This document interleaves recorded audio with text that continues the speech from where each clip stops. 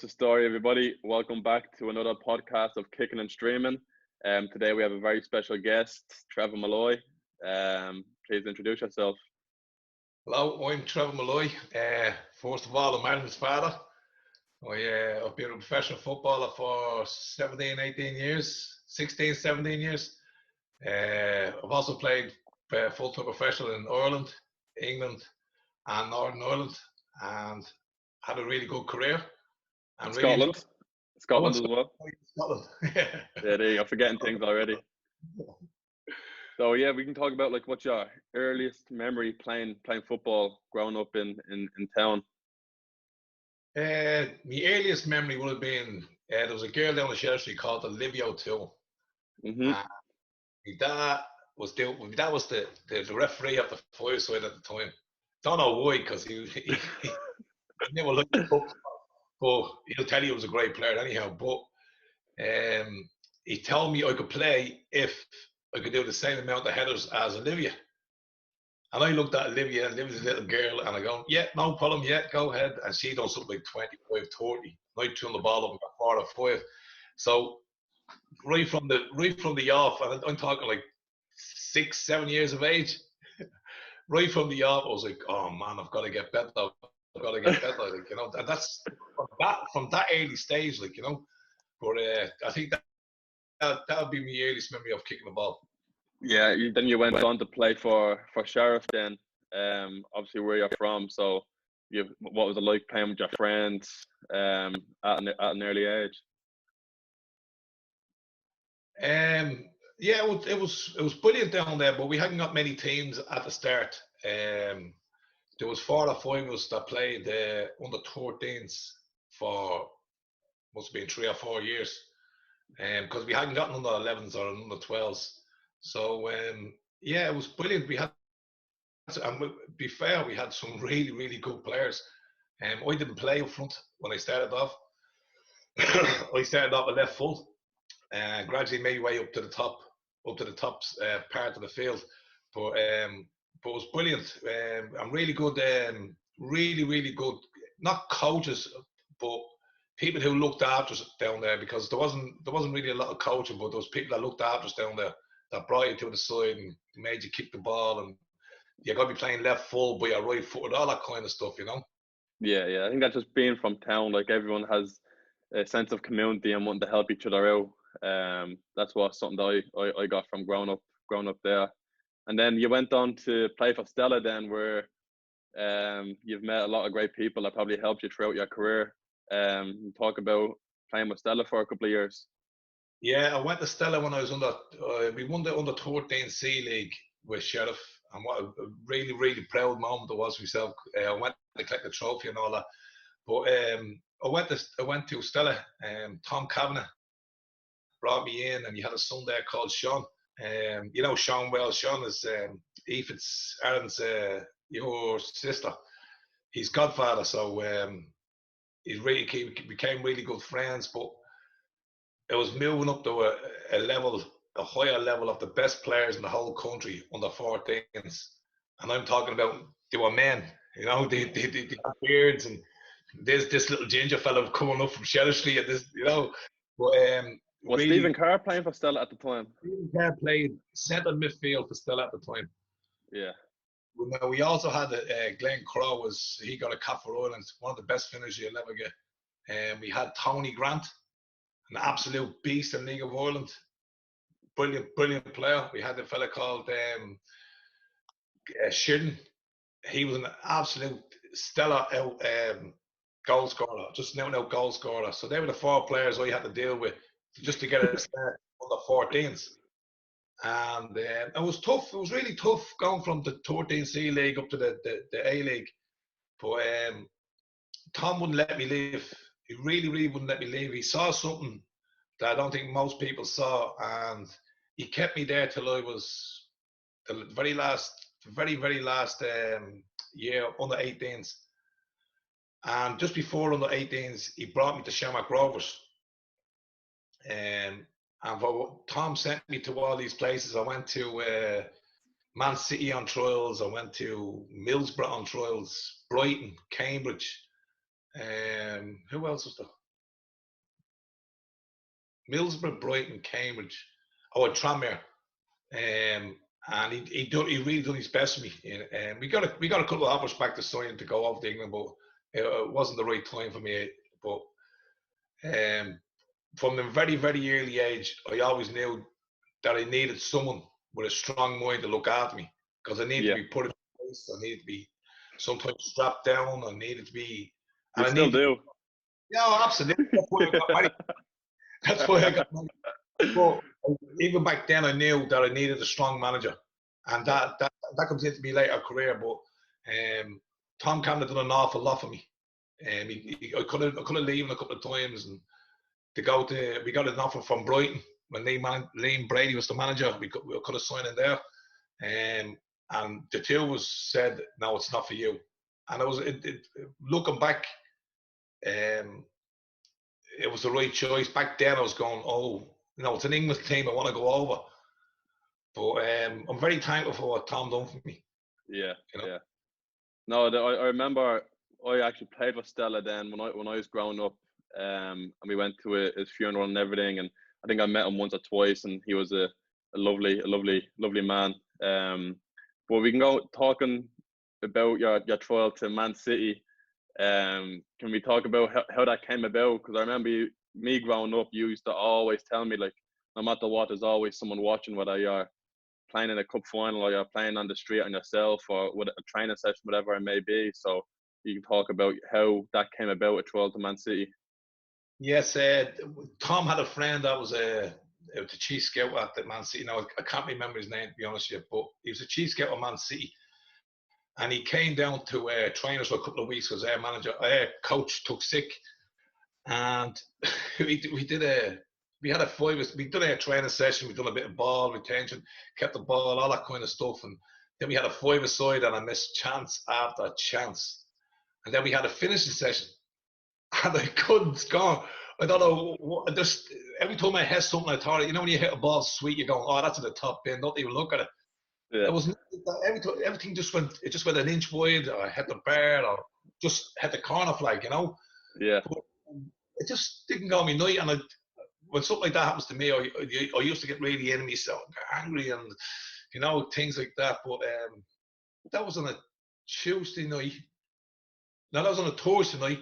We played a match on Saturday morning for Stella, and I scored one. I remember the game was against Home Farm in the Home Farm's old pitch. We got beaten 2-1. And then on Sunday, Tom rings me and says, the coach, the Man City coach says he wants to take you away to Man City. And I says, yeah, Tom, come on, you're acting messing. Like, come on, we can't. After the session he took, like, he says, no, but everything else you've done was perfect for the centre forward. Now, back then, I was a good finisher. I wasn't really a great finisher, but I wasn't really a number 9. Didn't really hold the ball up great, and I wasn't the best finisher, but I always got goals. No matter where it was, I always got goals. But I wasn't a Glenn Crowe, or I wasn't a holding up like Mark Hughes. So I was sort of caught in between, and I was only 17 at the time. But it went over. It was brilliant. He sent me over. But that's what I said to you. Always, every training session, every match, on the side of the pitch, if you're a sub, always hold yourself properly. Always, stick your chest out. Because for yourself, when you were at all these big teams as well, like Kevin's and all, and if you weren't starting when you were younger, now as you got older, you always started, but when you were younger, you were always, say, a little bit too small, or you weren't quick enough or strong enough. But you built yourself into all that. You know what I mean? You took all that on board and built yourself up. Yeah. So the yeah, day David, one of the things I'd say, I would always bait into you, and it was easy to talk to you because you always took everything in. So I'd say to you, every training session, be your best. Every match, be your best. Like, play like your last. And every training session, like me and you have a thing where if you do 10 press ups at the end of the training session, you always do 11. Because I yeah. didn't bait it into you. It's what I did. It was If so, something, yeah.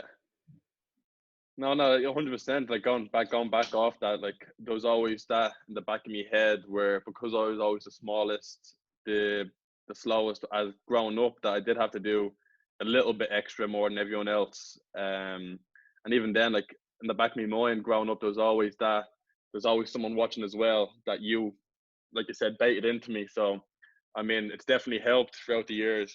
But yeah, so I think that's great. People could probably take it on board. But yeah, like there's always someone watching. You got a trial to Man City from one of the worst training sessions that a centre forward could have. But yeah, I think that's unbelievable. There's always someone watching. And then after you went on a couple of trials, then you signed for Shamrock Rovers, right? Well, it was a back then. It wasn't straightforward back then. I was playing for Shamrock Rovers B team while I was still with Stella, Yeah. and that was for 6 or 7 months. And then when I finished up at under 18s, I went to Shamrock Rovers, and it was unbelievable. Like, it was just a fella called Ray Tracy took me in again. Strong manager, really, really strong manager. No messing. He was from the inner city himself. He played for West Brom. He played for Ireland. There's a famous thing of him. There's a very famous video of him playing for West Brom where he gets a smack going up for a header, and he just walks off the pitch, gets sick, goes straight back on the pitch, runs on from a corner, and just bang straight to the top bin. And that's a kind of character I was dealing with as a man, one of my first managers, as a professional. And yeah, it was brilliant. I was scoring goals every week. We are playing in the RDS. I got to play against the players that was coming down from the force teams and all, and I was testing myself. It was brilliant. That was one of the best times I've had playing football, because I felt unstoppable. I felt no one could touch me. Like that. Yeah. So after that, was your decision then to go to Athlone, or was a Rovers decision to let you go? I know you weren't playing first team football and you really wanted to play. So what was the story there? Well, my last match with Shamrock Rovers was the Leinster Senior Cup against Bows, and it was the final. And they both played their first team, and Rovers played their first team minus 2 players. Me and Mick Bourne played up front, and we won 2-1, and I scored 2. So I'm smelling myself. I'm 18 years of age. I'm going, right, I'm going into the manager. There's a few games left I want to play. Like, 14 games left for the first team. It's time. And I was at the scoring 20 odd goals for the B team, and I was doing really well. And there's a man at Rovers called Pat Bourne, absolute legend, an absolute legend at Rovers, captained them 4 in a row, the whole works, an amazing player, an amazing manager. He just pulled me aside and says, it's not going to work out for you. You're not ready yet, and you're pushing to get in, and I just can't put you in because the stakes are too big and this kind of stuff. And back then, I was a little bit of a hothead, and this is not right, all this. Now I was a bit more forceful than that, but I was. Anyhow, he let me go, and we a fella called Terry Everson, another ex-Shamrock Rovers man, absolute gentleman, great centre forward, put his head in where people wouldn't even put their boots in. Think of Vidic as a centre forward. So down that loan, and I just exploded. Pat released me, and Terry Everson took me in and gave me a platform to play. But without being released, without someone telling me I wasn't good enough, I would have never gotten the chance of going and expressing myself the way I did. So what I've always said to you, with opinions in football, they're up and down. It's very, very hard. That was my bit of luck in football. From one manager saying I'm not good enough, just sorted out my whole career. You know what I mean? Yeah, sometimes you need that. Sometimes you need like a manager to tell you you're not good enough, and then you'll have that in the back of your mind, because you went on to captain Rovers then years later. So for someone, I'm sure that was in the back of your mind as well, like being let go by Rovers, you want them to go back and show, like, the type of person you are, like, I'm going to show him, blah, blah, blah. But you hit the ground running then at Athlone. I think you were top goal scorer that year, weren't you? I was. Well, I got there with half the season left to go, and I ended up getting, I think it was 18 goals in 13, 14 games or something like that.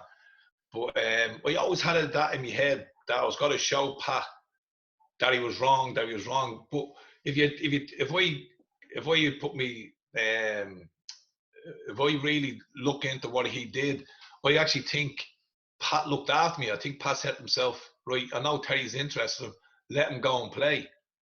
If you want to look at it that way, I really do think he done that now. But back then, I was like, I'm gonna show him. I'm gonna come back. I actually said it in my head. I'm gonna come back here and captain this team. I'm gonna make him sick. You know, that's kind of stuff. Yeah. You have to have that in your head. You have to have that kind of. I'm gonna show all this. Again, you have to show it in training. You have to show it if you're going to do a weight session. If you're going to do a sprint session. But that's what he had. But again, I went back to we went at that long, scored a few goals, and from there I got a phone call off Brian Kerr. Yeah, let's talk about that. Yeah, that was a bit of a wake up. Yeah. So what happened? So you obviously got a call up to the U21s national team, leading up to the World Cup that was in Malaysia. And you played in a friendly game leading up to it. It was the under-20, the under-20 World Cup trials, and I went, and I was a little bit starstruck, you know. I watched Manchester United against Spurs 2 weeks previous, and David Beckham scored a cracker, you know, and in the wall was Neil Fenn. And I'm all of a sudden I'm training with Neil Fenn, and Neil Fenn is up front and an 8-a-side, you know, and I'm looking, I'm going, whoa, what's going on? Yeah. Yeah, so they were the kind of players I had to go and train with. Robbie Keane, there was just Colin Hawkins, there was like the player Thomas Morgan, the players were unreal. Like Desi Baker, we're talking really, really elite of Ireland. What Ireland had at the best, you know. But there was also a lot of centre forwards as well. I said to myself, just go and take what I can out and learn as much as I can, and again try to be the best. Like everywhere I went, I've always tried to be the best, and I gave it my best shot. I think our first game was up in Drogheda against the EUA. The UAE. The UAE. And I scored head of the back post. I'll never forget, it was my first goal for Ireland. And then just from that second, everything I'd done was either a goal or it made a chance, or I always kept the ball, and ball retention with Brian Kerr was a big thing, you know, because when we're going to play against Argentina and Uruguay, Henry and Elke and Michael Owen and all these players out in the World Cup, if you did get the ball for a couple of seconds, you got to have to try your best to keep it. And it just worked for me. Everything from that second on, it just really, everything just came together for me. 19 years of working hard and listening to the coaches and all that kind of stuff just came together in that second.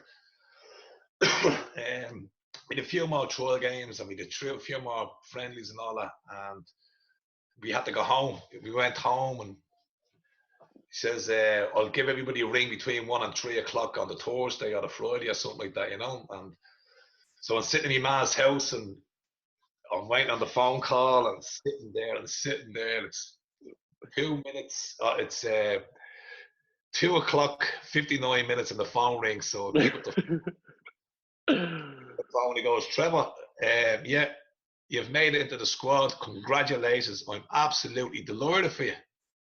And it was just like something out of a film with the phone. I just dropped the phone. I run out the Sherry Street. I can only imagine. I won't tell you what I shouted, but I did get a clip of me mother for coursing.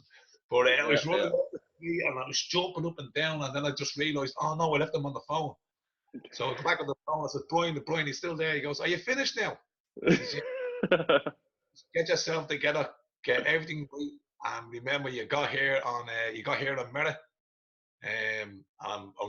He was more pleased with me than I was with myself. He just kept saying, I'm delighted for you, you've worked for it, I'm delighted for you. That's unbelievable. one of the happiest memories of my life it was. Every time I speak to someone like that I meet, either cousins, aunties, uncles, anyone in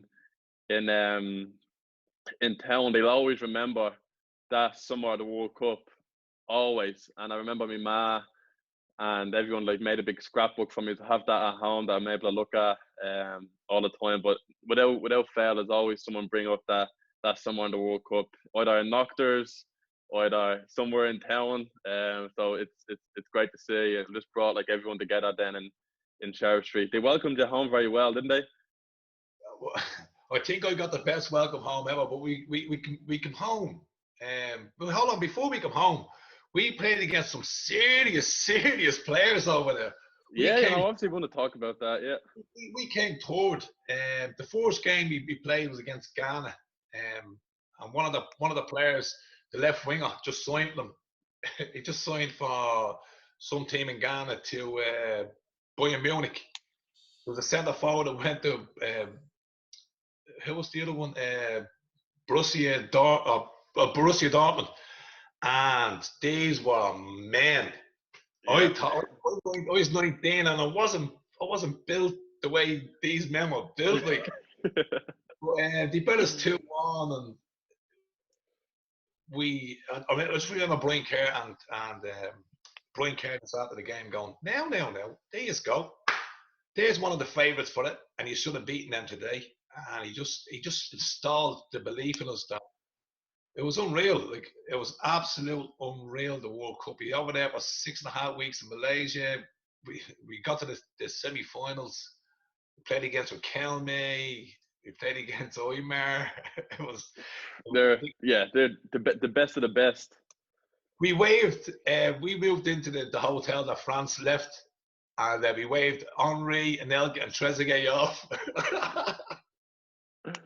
I We remember. waved them all. I remember Brian Kerr. I don't remember, but I've seen it a few times. Of Brian Kerr, he had a quote or a saying where he said to all the lads, "Don't book any holidays because we'll be here for 6.5 weeks." Yeah. So none of the Irish lads thought they'd get out of the group stage. They all booked holiday with the missus and the family or whatever. But you did end up staying there for until the end. Right to the end.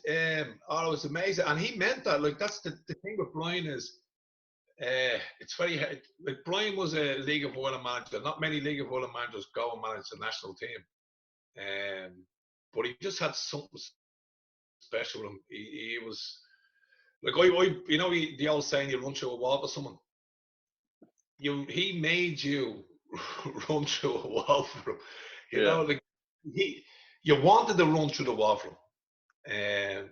But it was brilliant. From my own experience, it was great. The training facilities over there were second to none. The hotels over there were second to none. The big thing over there for me was the heat. If it wasn't sunny out, I couldn't breathe. It was really tough. And in most of the games, I got took off at around 80 minutes, 70 minutes. And he was delighted with that.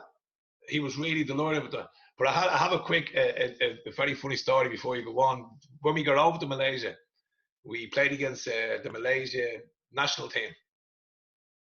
And we were playing for 15 minutes. Out of the first 15 minutes, I was lucky enough to score 3. And he took me off. So I was sitting there like that, going, fuming. He hasn't got a clue what he's doing. Like, what's he doing? Like, this is not right. And a few words that I could say, and he knew he was looking down at me. He knew I was fuming as well. So around 2 nights, we trained the next day, and I wasn't talking to him because in my head I was going, "Oh, he's picking the other centre forwards even before the match and all." And I was doing my training, and then the night before the first game, he rings me and goes, "You cheeky little so and so, I took you off to save you. You're playing, and you're starting the next morning against Ghana. Don't ever use words behind my back like that again. I'll let you away with a wall." That was the height of the man. That was Brian Kerr, Yeah. And a big shout out to Nola Riley. Noel's passed away now, but his training sessions were second to none too. Yeah. So you went on to score a couple of goals then in the U21 World Cup. Yeah, I got a couple at the start of the tournament, and then we played Spain in the quarterfinals. I think it was around the 70th minute or something like that. Ball got played me. Again, I'm not. I don't mean to sound like I'm brilliant like that, but I took around one of them with a little flick. The centre half come in. I just knocked the boy him, and he gave me a little tip, and I went over like I got knocked down by a truck. But we had to do what we had to do, you know. Yeah, so that was another big turning point as well in my career. I turned around, and there was so many good players there, and I was like, nah, these are not having this. No, this is mine. I'm taking it. So You by know. the way, so what So you're trying to say is you told Damien Duff to step away, and you took the ball and put it down and yeah, took the penalty yourself. yeah. Now you have to realise Damien Dunn was the next big thing that came out of Ireland, and he was playing for Blackburn, and he was. Now, don't get me wrong, he's amazing, absolutely amazing. But just Brian Kerr and Noel O'Reilly made me feel so good at the time, and they kept pushing me up and also holding me back as well. If you understand, like Yeah. in training, they'd say, right, we're finished. And at the end of the training session, no, another 10 minutes, another 10 minutes. You know, this kind of thing, like, and they were brilliant at that. And so when I got took down, I said to myself, no, I'm going to take it. No, this is me. This is my time. I'm going to have a go. And lucky enough, we scored. Around 10 minutes later, I got took off. I was exhausted. Yeah. Probably from the celebration. What was it? Jerry Maguire celebration? Back then, we had cassette CDs. If you had a computer, if you're lucky enough to have a computer, we bought a bootleg CD in Malaysia of Jerry Maguire, and we were watching that. And this little dance, show me the money, you know, this kind of thing, and it was brilliant. But the one special thing I did do was right before I took the penalty, I did say this is for my son Aaron. Now I don't mean to give her all the crying business and all All that. the sentimental stuff and all that business. Yeah, Yeah, we'll leave that till after. I did. That was it, and I was written in the paper as well, and it was a brilliant couple of seconds for me personally, and it was a great few minutes for the country as well, because apparently back home, because we were in Malaysia and we're so many hours behind, the pubs had to open at 6 in the morning. Mm-hmm. So as you know, my family, that's not a problem to them. They don't mind drinking at 6 in the morning, but Absolutely. it had a whole community. Thomas Morgan lived up the road from me. He was our captain, absolutely amazing player. Call him one touch, two touch. And everything came together. The whole streets, they had banners out, they had everything, buttons from one side to the other. People walking around with green jerseys, their face painted for the another 20 World Cup. You know, it's unheard of it is, but that's just the way it was back then. Yeah, that's unbelievable. And then you can talk about you played against Ghana then for the third and fourth place, a team that you lost to the first game of the tournament. How did that come about? Like what was the feeling going into it? Like obviously getting to the third and fourth place and playing against a team you've already lost to. Yeah, we played as I said, we played Argentina in the semi-finals. I don't think I touched the ball 4 or 5 times. I don't think anybody touched the ball 4 or 5 times. I don't even think the referee was allowed to touch the ball. I'm going to be quite honest with you. The ball boys touched the ball, and they just kept the ball so well. Riquelme, what's the other lad's name? I kept saying Oymar. Like they could have played centre half. They were just brilliant. And Ghana played against Uruguay. And we watched the Uruguay game before we went on. We were like, right, we get to the final, we have a chance against this. Good. They were really, really that good. So we went out. The only battle was 1-0 now. The battle was 1-0, and we had a couple of chances to score. It didn't go our way, but we ended up going to the third and fourth place playoff. And I remember Brian Kerr coming in and going, this is pre-speech. You know, Brian would come in, we do a speech, he'd put everybody together, we'd say a prayer, we'd ask everybody, is everything okay? We just went, remember the very first game you played here? That was like a year ago. Remember the team that bet us that you should have beaten? They said, oh, shouting all after the game, we should have beaten them, get out there. get out there and beat them, you know. So his pre-talk was enough just to get us going. Yeah, So I'm getting goosebumps right now just listening to it, and I weren't even there. look, I remember, I remember doing the warm up, and we have a little five-a-side in the warm up just to finish it off, just to get in touch with the ball. And that Colin Hawk was coming smacking me.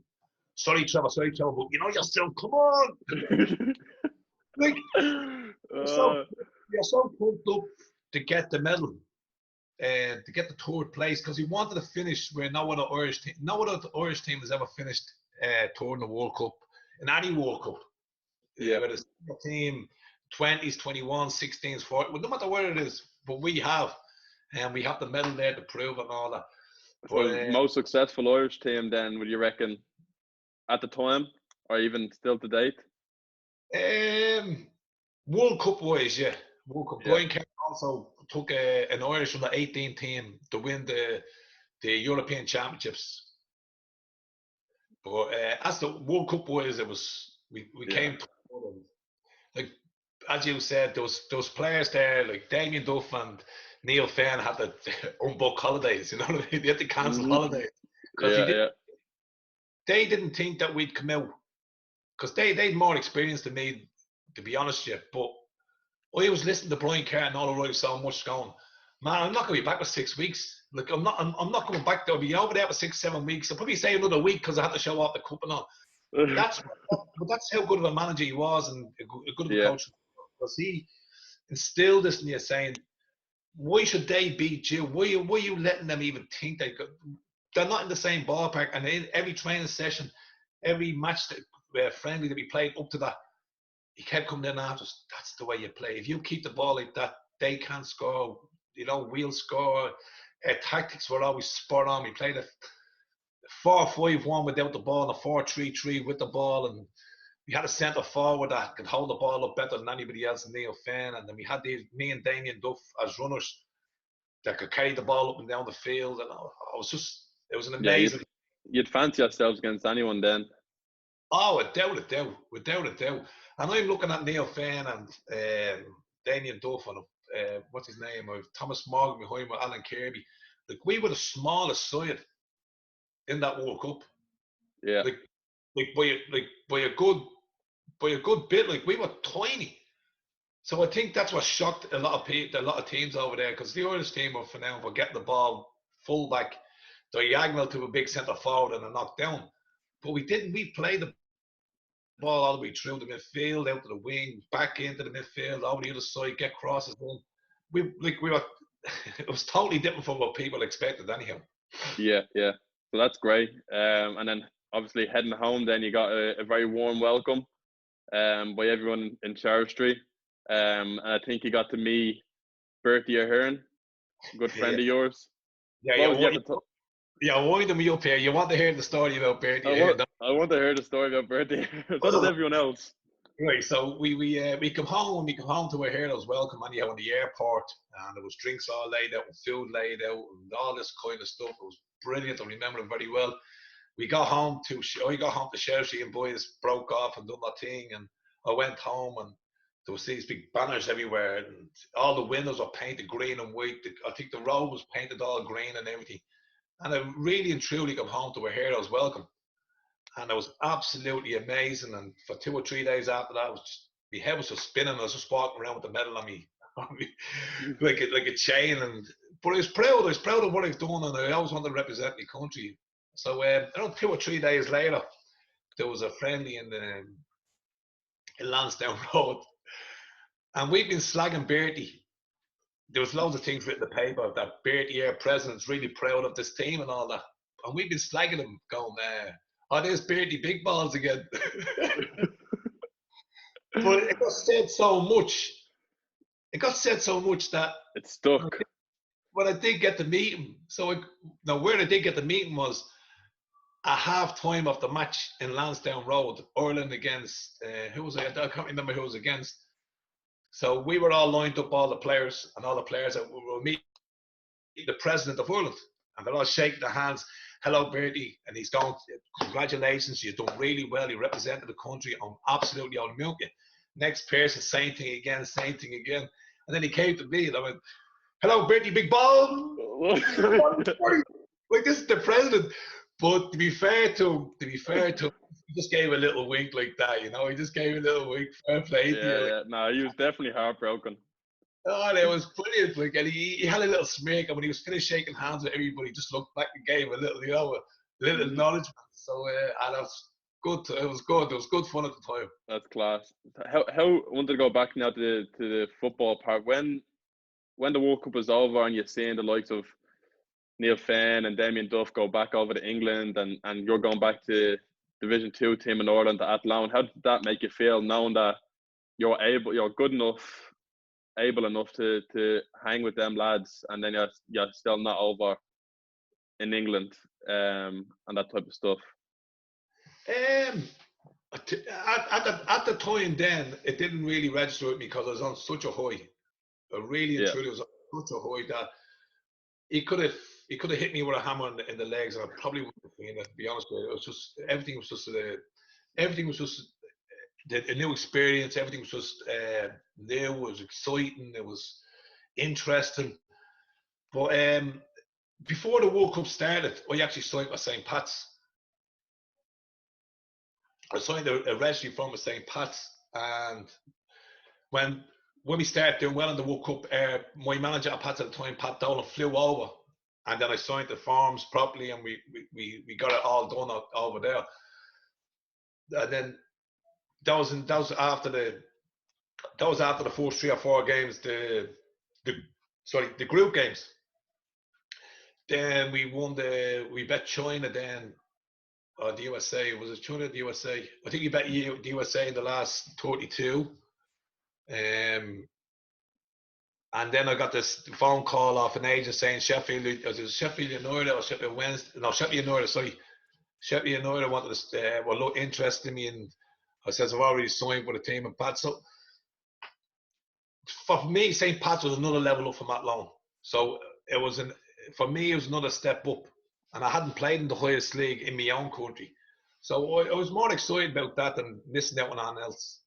yeah, yeah. And then you can talk about like moving up levels, because I think almost every year you wanted to challenge yourself and play on the best teams and compete for leagues and compete for cups. So, like, how would you rate your career then in the League of Ireland? Well, leaving Athlone, going with the Pats was a big move. It was a really, really big. And again, I'm going to go back to being.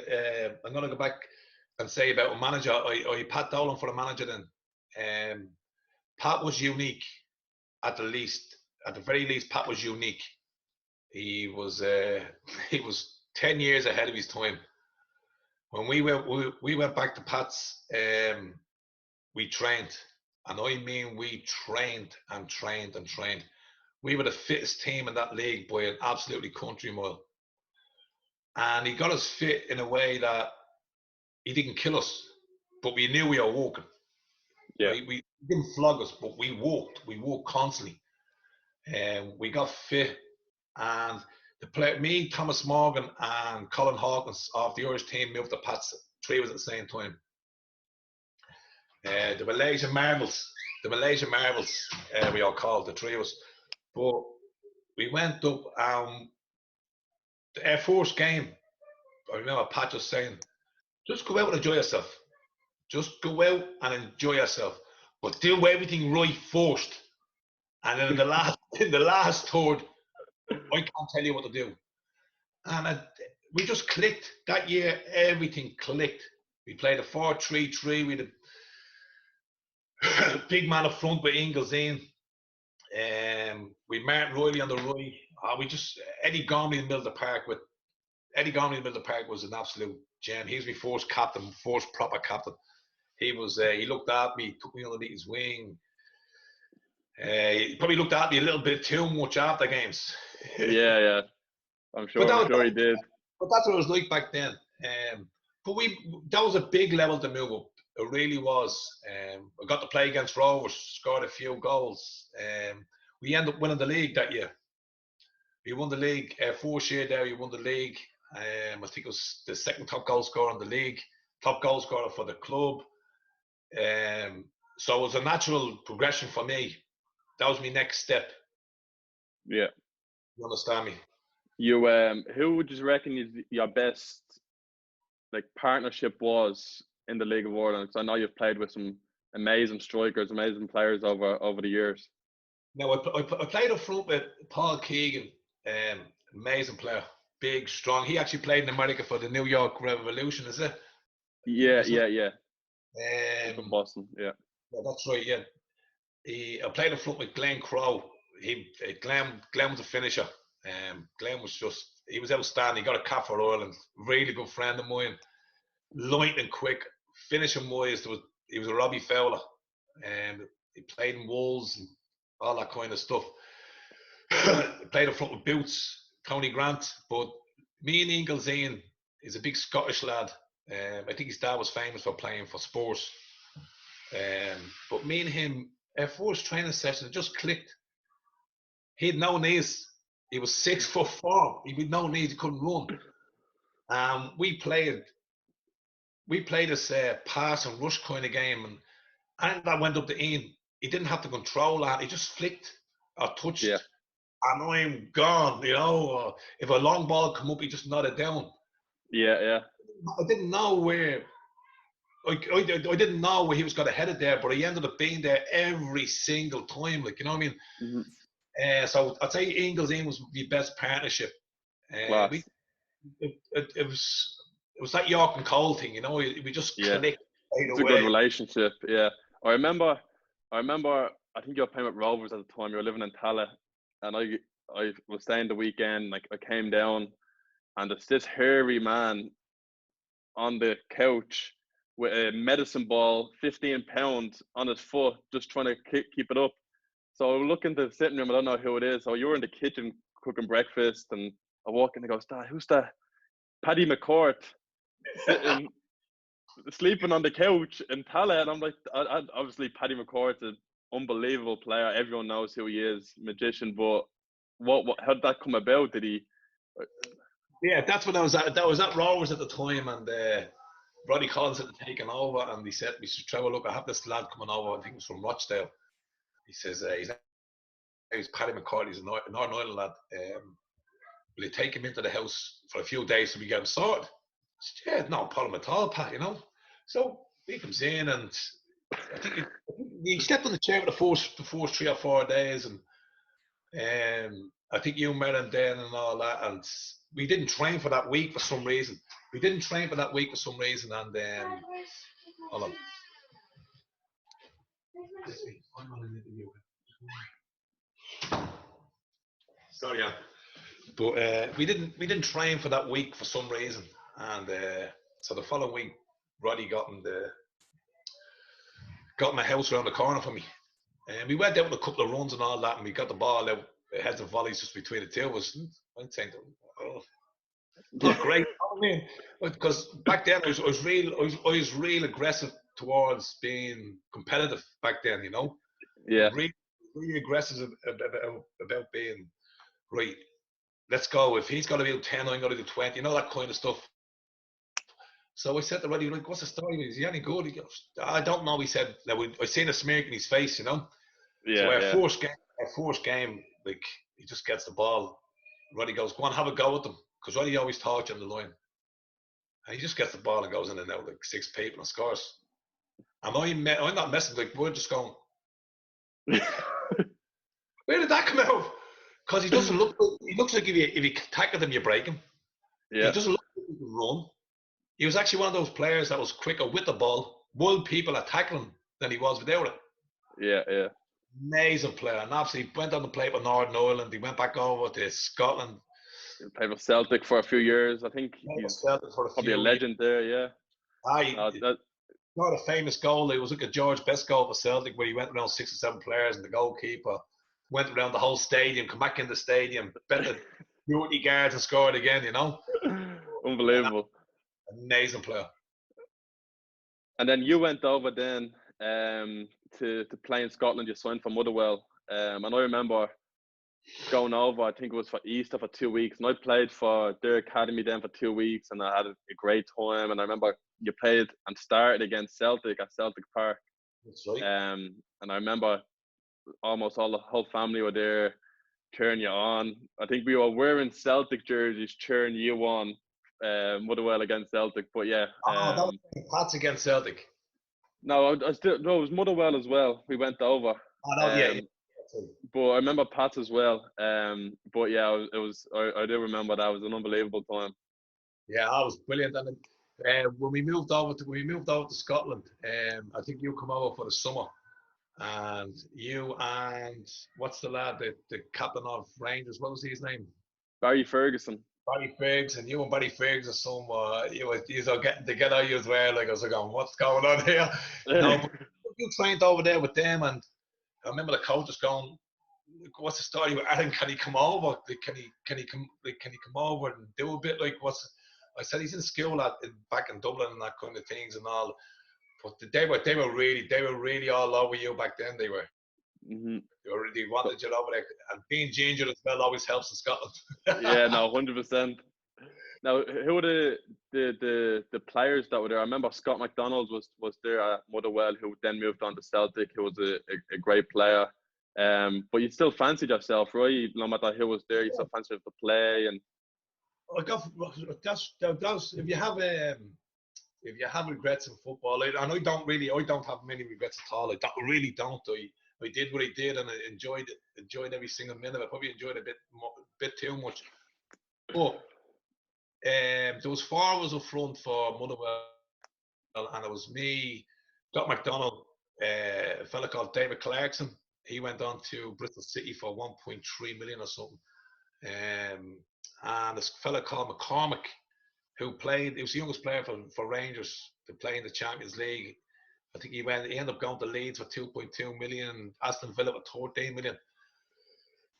But I went over at Christmas and I got a bad injury in my knee around 4 games in. I got to play against Rangers and all that, and Celtic, and then I done my knee in. Then I went to get pre-season. We're flying in pre-season. Went to Swiss Alps. We played a couple of games. After 3 or 4, played 3 games. After 3 games, the manager put me up front with Scott McDonald. We had 8 games or 6 games over there altogether. And the way we trained, the manager was sort of putting me and Scott McDonald up front, with Scott playing right up the top, and me just playing off him as like a 10, but also helping the midfield. So yeah, really hard working 10, if you want to put it that way. And we done all our matches, and I'm saying to myself, right, this is my chance. This is my big chance, to make it, not in Ireland, but to make it in Scotland, and then hopefully get a move to England. Now I was 26 at the time, or 27, but if I felt like I wanted to get better, if I felt like I could get better, or I wanted to test myself, that was my time. I'd say to myself, right, you're not going to get another chance. This is your time. And we were running down the Swiss Alps, and all of a sudden my knee just buckled. Knee gave in. But I've never really had a bad injury, and all my injuries were twisted ankles and torn ligaments in my ankles, but you always get strapped up and you get on with that kind of thing, Yeah. And then this thing happened in my knee. I was like, oh no. I got up and I jogged back down, and I didn't jog back down. I got down there. So put an ice pack on it. The physio had a look at it. Says, "Nah, that doesn't look good at all." So it starts swelling now. Had an operation around 2 weeks later. The boys got back into the boys up front started scoring goals, and I ended up being the 4th centre forward. New manager came in and told me that again, it's not going to happen. So I ended up training with the second team after getting myself fit, and then my knee blew out again. There you go. Well, it is what it is. I want to talk about the Trevor Molloy skill, the rainbow flick. I think I've seen you on I don't know if it's still about, but Showboat. You were on Showboat and Soccer AM. I think you've done it for, I think was it Carlisle, or I think you've done it for Pats, Carlisle or Pats, where you rainbow flick over someone's head. Where'd that come about? It be very first time I'd done it. Now I always done it in the street and all that, and now you have to realise the street that I grew up in wasn't a normal street. It was a really, really, really rough street. And, but all we did was play football. The other lads doing their things and all that. They were robbing cars and selling drugs and all that kind of stuff. But we were just footballers. We had a special part in the Sheriff Street. We just played football, and I just started doing it. I was seeing, what was the name of the film? Escape the Victory, and Pele done it. Ozzy Ardiles done it over someone's head. And I'm going, that's me. I'm going to make that my trick. And I practiced it for years. And just out of the blue, my very first time I done it was for Rovers against a fella called Mick Moody. And Mick Moody was a special branch detective that played soccer also. And I flicked it over his head, and I crossed it into Terry Everson. He scored with a header. And Mick Moody was known as a big, strong man at the time. So we all jump at each other, we're celebrating, and we're getting back to the halfway line, and all of a sudden, I just hit the deck. I just went down. Couldn't breathe. God, I just couldn't breathe. And, oh! Physio comes on, and referees, the boys are trying to look at me, and they're pulling me apart. What's happening? Couldn't breathe. Mick Moody. Boom, gave me a solid into the kidneys. Couldn't breathe. So that was my introduction to to the rainbow flick.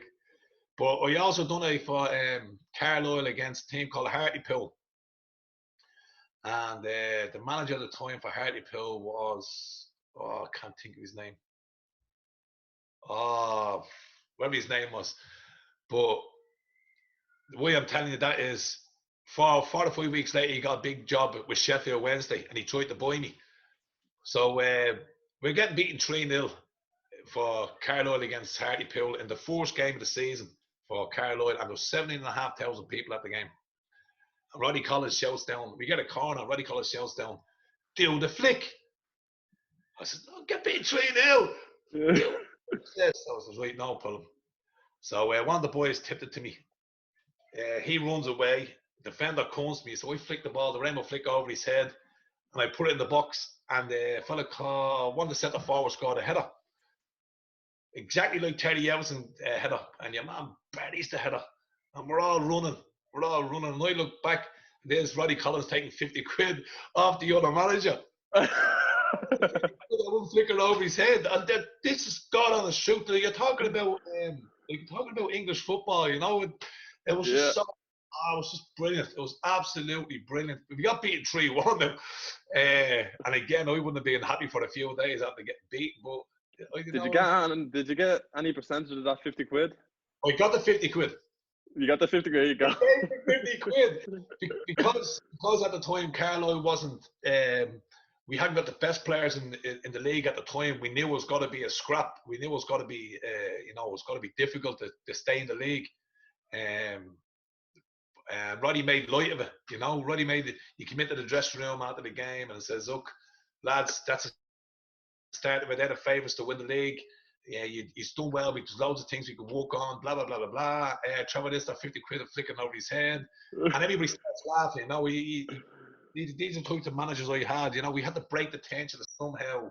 Yeah. Bring a smile back to your face where you weren't going into training on Monday. Difficult, you know. You weren't going in sluggish. You were going in, like, come on, let's go. We can do this. You know? No, Roddy's a character.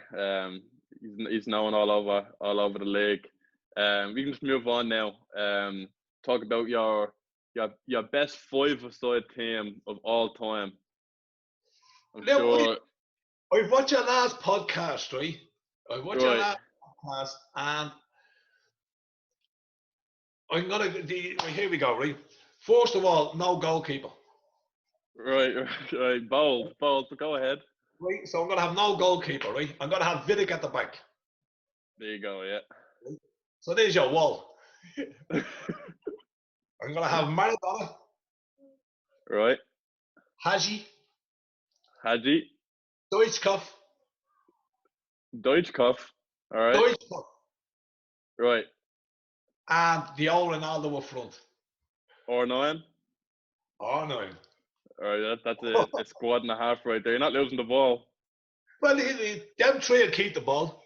And the big man up front, well, he'll just score. He'll just score goals up front.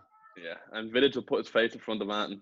Well, you're not going to get, even if it's one foot, not even to break sweat, I don't want him to touch the ball. He just gives it Yeah, to one with the left foot. there you go. And then I'm sure you're going to be getting a few text messages after this, but what's your best 11 aside that you've played with throughout your years? Well, we start off in gold. It's a very easy one in gold. A very good friend of mine, Barry Ryan. Yeah. An amazing shot stopper. His kicking is brilliant. His handling is great. He's just an absolute all-around goalkeeper. I actually very surprised no one ever picked him up and gave him a chance in England. He was he really was that good, you know. Was And he he was ginger. he was ginger? Was he the goalkeeper that was like 5'10"? No, that was the No. keeper of forwards. That was no Barry's the goalkeeper at Pats, and Right. he was at Shamrock Rovers with me also. Right. All right. Moving on. Left full, Simon Webb. I have to go with Simon Webb. Again, amazing player. Left foot like a wand, up and down the park, keep the ball. His burning now wouldn't have been the best. His burning wasn't great. He had this mullet going on, but we gave it that. His football was good. Centre halves, very easy for me. Now, is this played with or played against, or just played with? Just played with. We got to go with Colin Hawkins. And I'm going to surprise yourself here as well. I know actually Colin Hawkins and a fella called Shonny Marr. Just two beasts. Shonny Marr run all day, heading boys. Hawkins Hawkins as well, just heading the ball out, passing it out, recovery pace, all that kind of stuff. Absolutely brilliant. Was that the Shani Marr that was the coach for the football course that I did? Yeah, Shonny would have coached you. And a great, again, if you're going to pick a team, you need people in there that you can trust, and they're really two good lads on and off the pitch. Yeah. You know, you can go have a drink with them, you can have a talk with them. Now, me translating that means you can slaughter them. You know what I mean? And say that's not. They'll slaughter you. You need that, you know. Yeah. No, you're 100%. Rifle. We're gonna go with Trevor Crawley. Okay. No Stephen Carr in there. Oh, Trevor Crawley just got substituted. Trevor just got put out. Stephen. It has to be Stephen Carr. Jesus. Stephen he was just a beast, an absolute beast. He was. He when we were under 16s, his legs were this size. You know, we were going. We were just babies. Like, you know what I mean? And he went out and had the career he has, and he looked at me when I first got into the Irish under 21s and under 20s. He really looked at me as well. I wouldn't have been shy or that like that, but you know, he put his arm around me and introduced me to all the first team players and all that kind of stuff. So yeah, Stephen Carr, right full.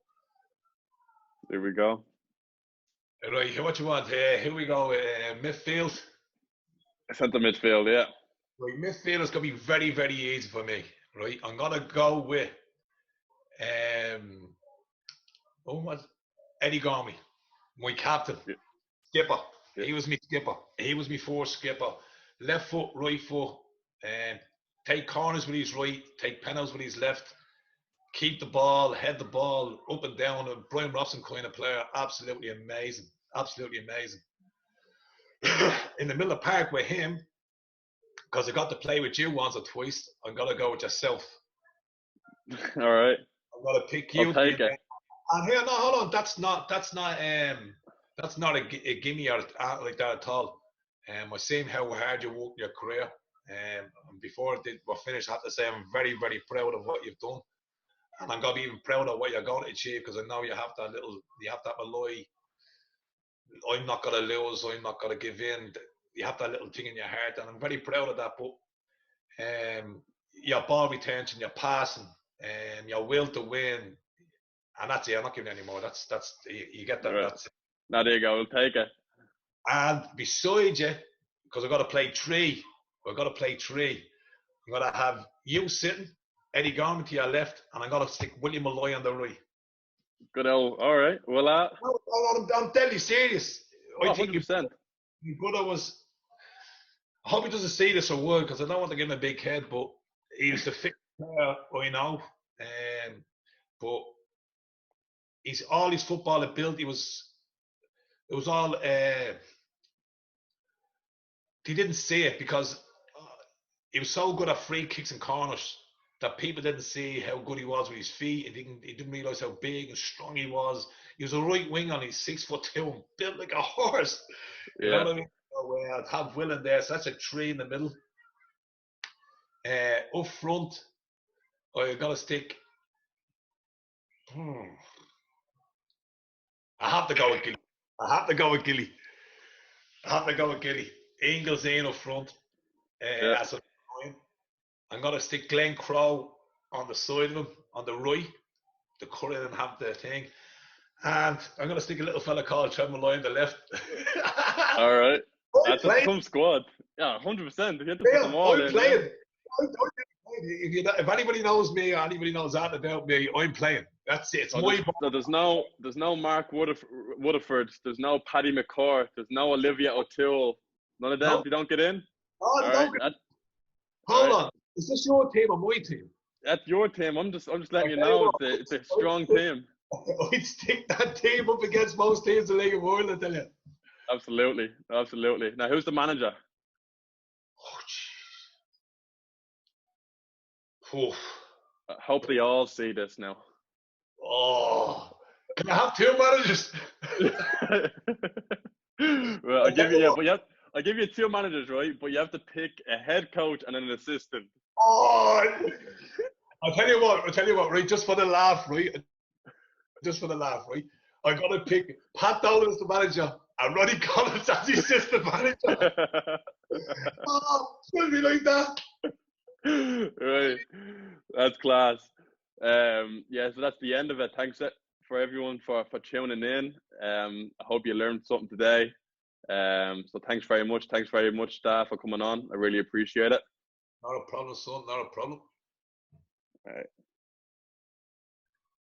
Hello, everybody. This is my little sister, Bella Molloy, making a very special guest that's going to ask her one question. Who's the better footballer between me and your dad? Who? Molloy. What? Here we go. We'll take it. Get out of here! Get out!